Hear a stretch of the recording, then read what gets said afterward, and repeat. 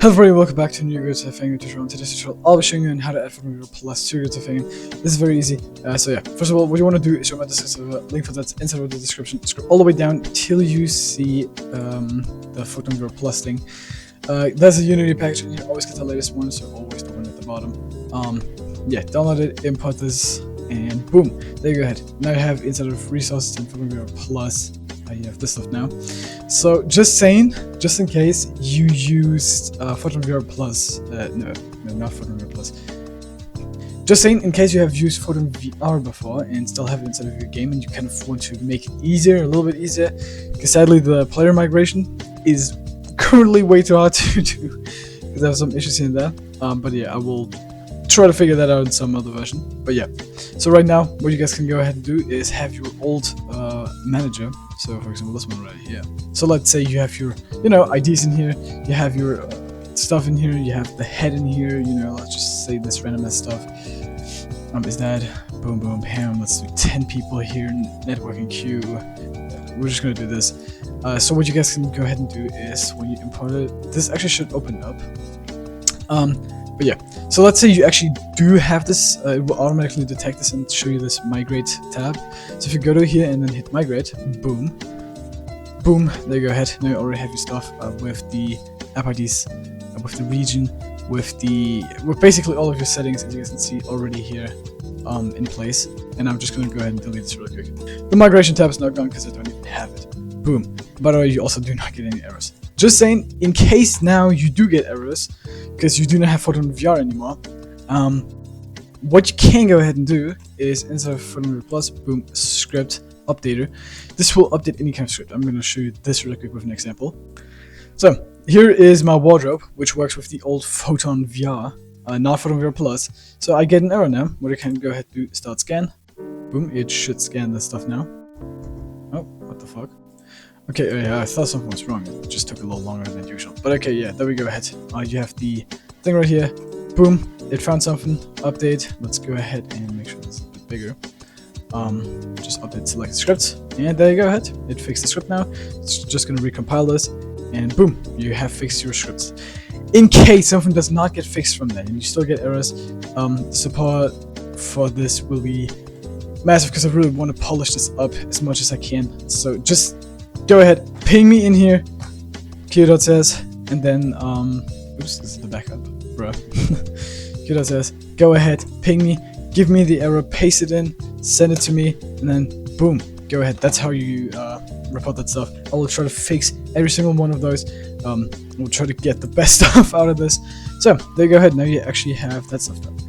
Now, for the PhotonVR manager, let's say you did not migrate from PhotonVR, I'm going to show you the setup and as well how to actually set up the player, which you actually do need to care about even if you migrated, because that does not, yeah, there's just not a migration support for that right now. But yeah, what you want to do is put your app IDs in here. I'm not going to show my app IDs right now. It's pretty obvious, I think, but yeah. The region is just any region that you want. Default is Europe. One region is not supported in here because it has some specific stuff here and there because of the country, so yeah. Now connect on Awake will go ahead and connect Photon. It does not connect you to lobby. That is join room on connect. Connecting this is just actually going to sign into Photon and all that kind of stuff and get that ready so you can join the room actually. And the auto reconnect in this case is just, let's say you turn off your headset, and you get back on, it will reconnect you. That's what that thing is.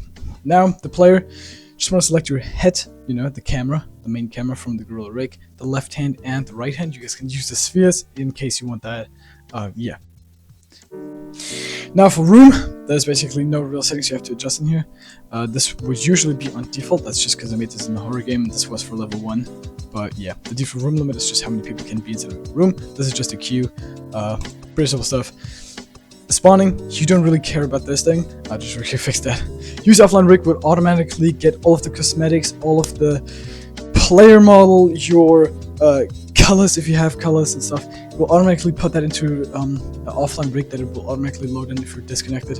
You guys can turn that off in case you want like a custom offline rig thing. But yeah, security, this is just gonna be here to check what kind of security stuff is currently enabled for you. But all are always enabled.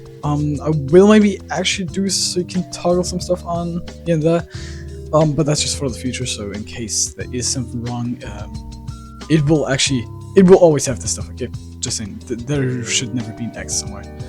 But yeah, debug is just for if you're actually inside of a thing really quick. But you guys can see this is the offline rig. Now I'm actually inside of the game. I currently just don't have any cosmetics equipped. I will show you that though. Debug is just really to see, you know, some data here and there. This is just something for testing currently for me. But yeah, this is what this is all about. So now we go to the more interesting stuff now. So in the player, for example, here you go ahead, boom, you have the normal player stuff right here. You know, you have the color parts, as in skin mesh render, of course, support. This is just going to take any renderer you have. This is already set up. You guys probably just going to use this, paste in, you know, all of the stuff from the old things. So like paste in your cosmetics and paste in your player model, set that up, as that will not be migrated right now, as I said multiple times now. But yeah, similar set of stuff. It has smoothing though, so like in case you're lagging, it will try to smooth it the best it can.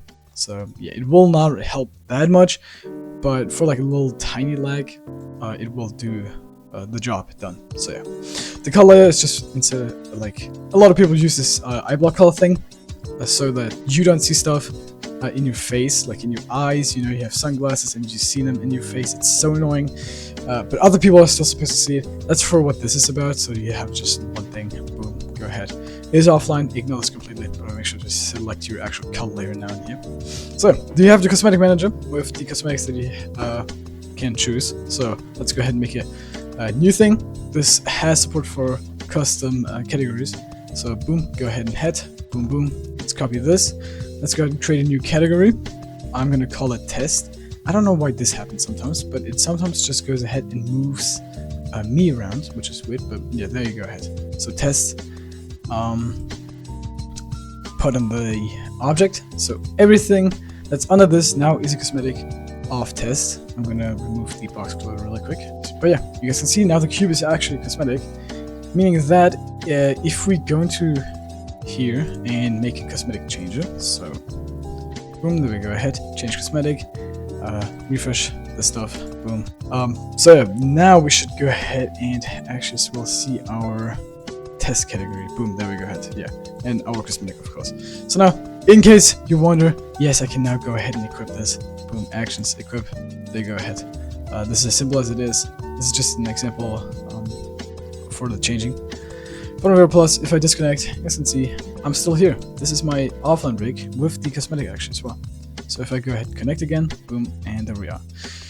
It weirdly removes the player model a little bit too like quickly. So like it, you know, you have like a split second of not having the player model like this, which I will have a look over. I will have a look over it and then try to fix it the best I can. So yeah. That's basically all stuff you have in PhotonVR Plus. It has pretty fast connection, I'd say. It's very good. Yeah, that's how you use it. That's how you set it up. So, bye bye and love you.